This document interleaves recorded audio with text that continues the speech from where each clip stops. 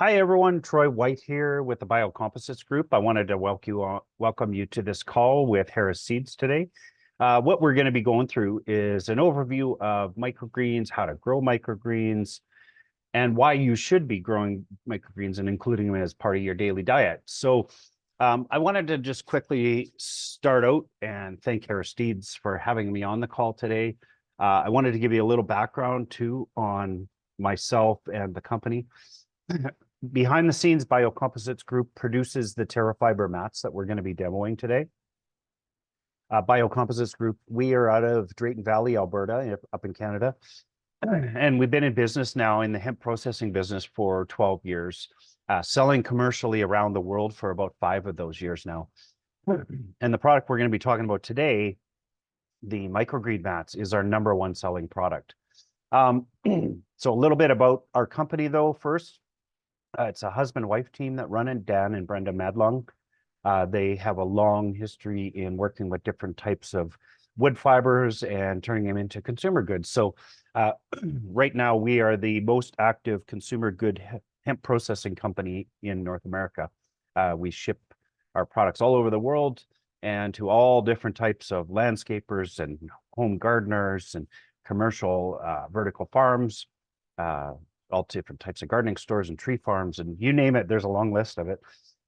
But what we're here today is to talk specifically about these little mats. So I'll show you what we're going to be talking about. These are what we call hemp mats. They're made from hemp fiber, and you'll see little tiny pieces here. These are hemp hurds. So what we do as a company is we buy hemp waste from the farmers. So the farmers grow the hemp plants. Typically, especially in Canada, most of the hemp that comes off the fields is chopped and used for the seeds. A lot of those seeds are pressed into hemp seed oil. And then in some of them cases, CBD flower, of course, for the legal market. And then the leftovers, the stems, the stalks, are where we come in. Nobody else has a use for those for the most part, so we buy those bales. And then we have 2 machines in our factory. The first one's a decorticating machine. What the corticating does is hemp is a very strong plant, very tough to break. And decorticating machines are long. They're probably about, I don't know, 800 feet long, we'll say. And it consists of a number of large gears and wheels that grind up and mash together the hemp stems and stalks. And the more you break them apart like that, the more likelihood you have of breaking apart the hurd, which are the little chips I just showed, from the fiber, which are the little tiny strings. We separate the two in the decortication system, and then we clean each. We clean the hurd and we separate it based on size, and then we clean the fiber to have the right specifications that we like to use. So we don't typically sell our fiber. We end up using it, and we have another manufacturing part that is a needling line, and what it does is it needles together all of the different hemp fiber and creates all the different types of mats that we do. So I mentioned these are the microgreen mats. They come in, these are little 5x5 size. I'll show later, I have a demo cam that you will see. It'll show 10x20s as well if you want to do larger amounts of microgreens at one time. But the 5x5s is what we're going to show. What I love about the 5x5s, they're about the perfect amount of microgreens for one day of nutrition, which is approximately a cup. A half a cup to a cup is what they suggest about microgreens. And they're also, another thing I love about the little 5x5 mats is they're very, very simple to use. You don't need big amounts of space. You can just use a Tupperware dish, just a little sandwich-sized Tupperware dish and a 5x5 mat, and you have nutrition. So you get a few of those going, and you can have a rotating one you start one day, you start the next one the next day, and then do that over a few days, and you're constantly harvesting microgreens for your fresh food every day, which is and we're going to get into some of the health benefits too on that as well. So wanted to share with you some things here about, so shown on the screen, different types of products that we make from hemp fiber. The microgreen mats are #1. The reason we love them, the reason our customers love them, they're environmentally friendly. The hemp plant, if you've never looked into it, is the most environmentally friendly plant out there. It is the greatest carbon sequestering plants, meaning that it takes more carbon out of the air than it puts out. And then, so hemp as a plant is an incredibly valuable plant for our climate. And as a product to grow other plants on, hemp is very, very powerful. Number one thing, it's extremely strong. These mats are really tough, so they do hold together quite well. And then we make erosion mats that are even tougher, weed suppression mats that hold the moisture under the ground and keep the weeds from growing. But one of the things that I really love about hemp mats and hemp cubes is that when they have the right amount of moisture in them, and I'll show you how to do that today, they are the ideal environment for young seeds and seedlings. They just seem to love germinating inside hemp cubes and hemp mats. So, and we'll show you different uses of that. They hold the perfect amount of moisture, they're carbon capturing, and of course, 100% biodegradable and compostable, which is huge for a lot of people.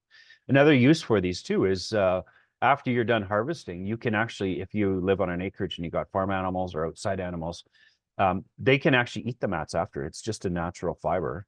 And you're going to have all the root matter on there. So tons of nutrition in there. So just something I wanted to mention. So these are the little mats. The 5x5s, the 10x20s, you can see here on the bottom left picture. That's what it looks like with the fully grown, ready to harvest. Not exactly sure what's, maybe they don't look like, they're about the size of mung bean seeds, but maybe they're quite young. But you would chop these right at basically seed or mat level. And then you can eat them fresh. You can freeze them, which I do. You can throw them in the fridge for a couple days. The picture on the right, you can see that's what it looks like underneath. So the roots just grow from the seed, the top, and then it goes underneath the mats and wicks up the moisture through the mats as well.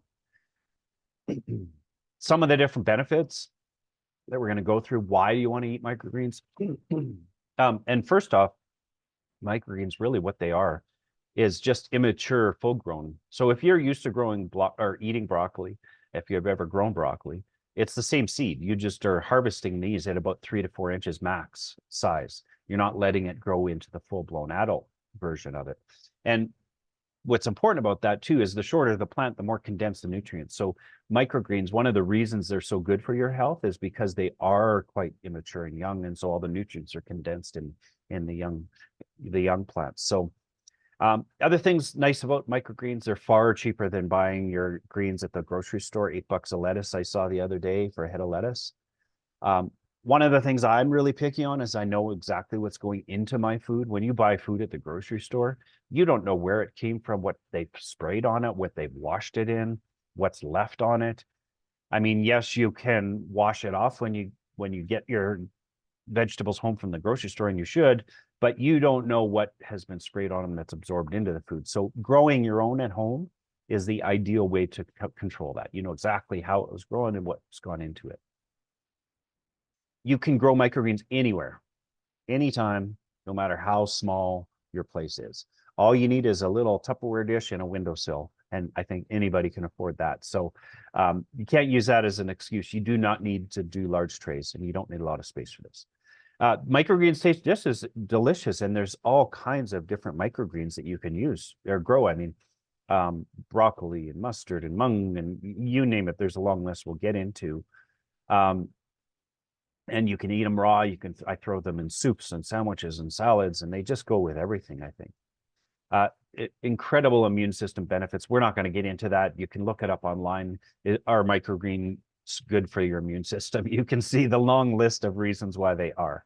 And in this day and age, with everything going on, I think a strong immune system is something you should aim for and be proud of having. When you eat them raw like this, you do retain the nutrients. So before cooking and before freezing, the more healthy they are. They are fabulous for gut health and adding microbes to your stomach. I missed an E on that, but they're really good for high protein. Mung beans, a lot of people don't realize a cup of mung beans is like 20 grams of protein. A cup of pea shoots is 11 grams of protein. So, you know, we all need good amounts of protein in our diets. Here is an easy way to add that. And I guess last on this slide is that microgreens are a true superfood. They're 4 to 40 times as many nutrients as an adult plant. So if you want true nutrition, microgreens, grow your own. Some other things we went through, you can Google the different immune system benefits. Excellent for blood sugar management and diabetes. There's an immense list of cancer preventative benefits. Very helpful for your cardiovascular system and even fatty liver. Broccoli microgreen juice is fantastic for fatty liver issues and just antioxidants throughout the body. 1.5 cups a day is about 1 to 1.5, which is about 3 to 5 tablespoons per serving. So you can just throw a little bit on everything you eat. They add a little extra flavor to it, and you get some nutrition. And they're really fast to grow. Like, it's from the time you're putting seeds into water onto the mats to the time you're chopping them down is typically 5 to 7 days. So really, really quick. You're going to also get a grow guide that goes through kind of some different ways to grow. I'm going to show you on video how to do this. Actually, I'll do that right now. And then we're just going to pin this. All right.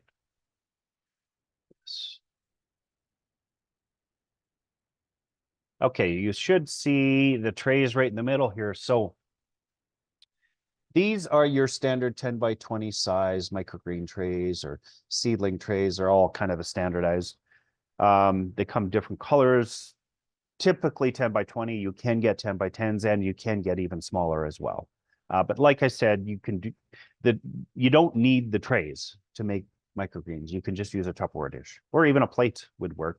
I like having some sides. I find it easier for retaining moisture on the initial days, and that's key. I'll get into that. But first things first is seeds. You need to have some microgreen seeds. Harris, of course, has a brand of seeds. This one here is their micro mix. And that's the one we're going to be planting today. And they've got a fabulous selection of seeds, which you can see here. If you don't have one of these catalogs, you should get one, because you name the type of flower, fruit, vegetable, the colors. It is unreal how many different variations. As you can see, that's pretty thick on just seeds. So if you're looking to get into this, Harris has the full assortment plus and even more than you'll ever need. So you got your seeds. These are the ones that I just showed from Harris. You've got some mats, you've got some water, and you've got something to drain it in. I'll show you another way to do this using a spray bottle, which a lot of people do use as spray bottles instead of pouring it on, which both work. Just so you know, though. So, okay, so what you do, this is how I do it. This is how I recommend doing it. So you will be shocked on how much water these mats can hold. I'm just going to take this top tray off and show you something here. This one, as you can see, these are the full 10 by 20s. There's a few of them in here. There's 4 of them on there. So one of the ways you can soak the mats is if you want to do multiple trays, or even you can do multiple 5x5s, but you can just stack them up like this and then just pour a whole bunch of water on it. You got to make sure the water's above, because you will be shocked on how much it absorbs. So what I suggest is you pour a bunch of water on. I'm going to do it with the 5x5s, not the 10 by 20s right now. It's easier to show. Pour a bunch of water on, then you give it some time to soak. So I'll show you.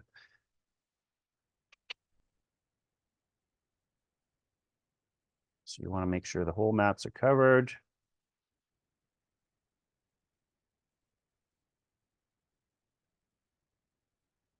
Okay.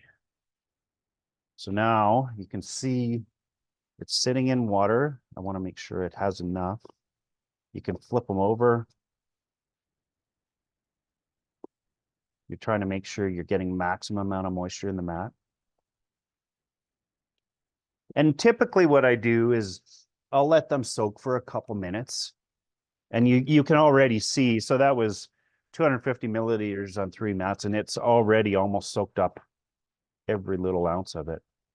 So you go from this, now you've soaked it up. We'll say it's been a couple minutes. I'll flip them back over.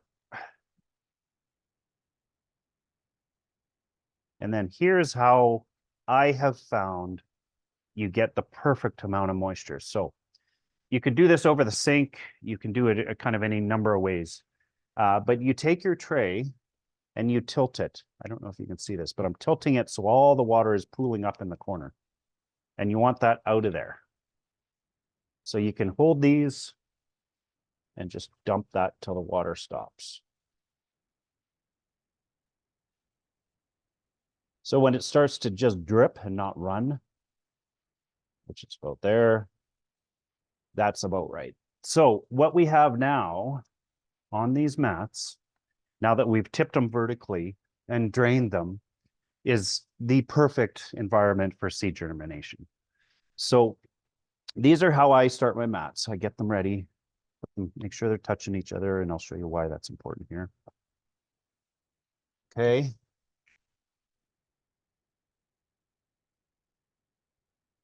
And then one of the things you got to look for is seed density and how much. Now, I'm not going to go by density right now, just for demo, but for this type of seed, that's kind of a mixture of smaller, larger, I would go with a tablespoon, about a teaspoon to a tablespoon per mat. So here's how I would do it. So I just do it rough at first.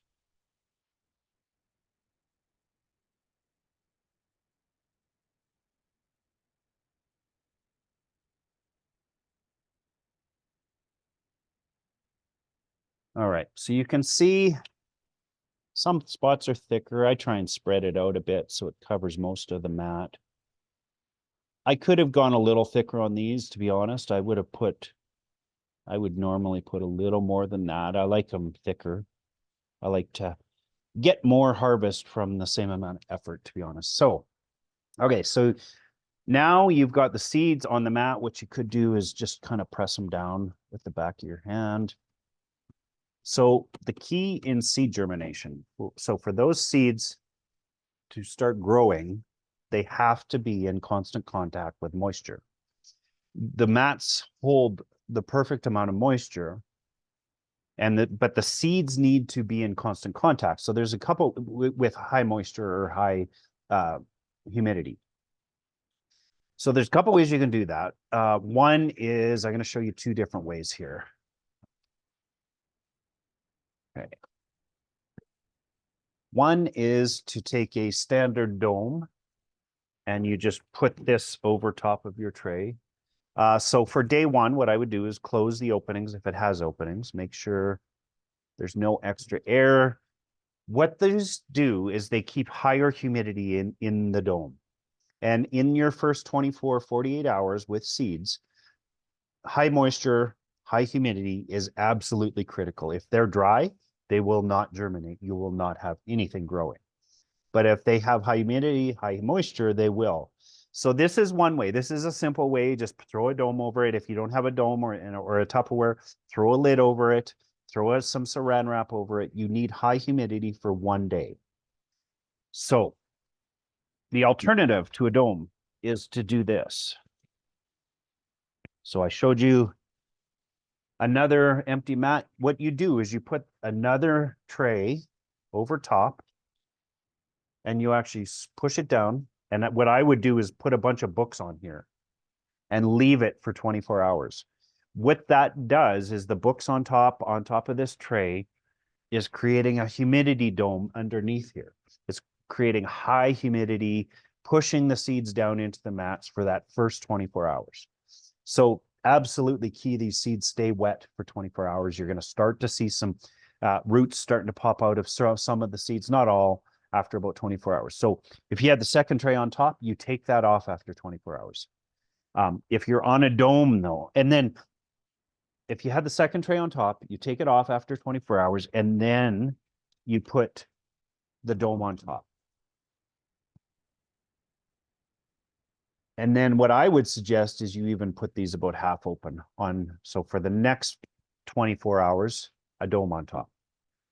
If you just did the dome from day one, just keep it on there for one more day. So 2 days with a dome should be enough humidity to get those roots happening and the seeds popping. After that, after 48 hours from initial contact with water, I suggest taking the lid off. I find that at that stage, they need a lot of airflow to avoid having any issues.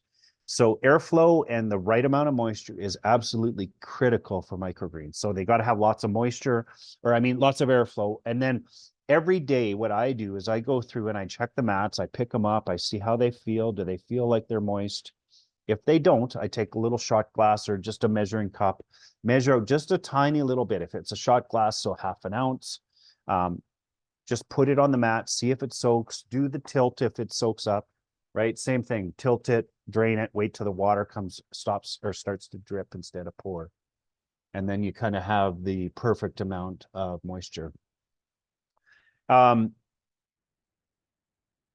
So day 1, high humidity. Day 2, high humidity, but dome only.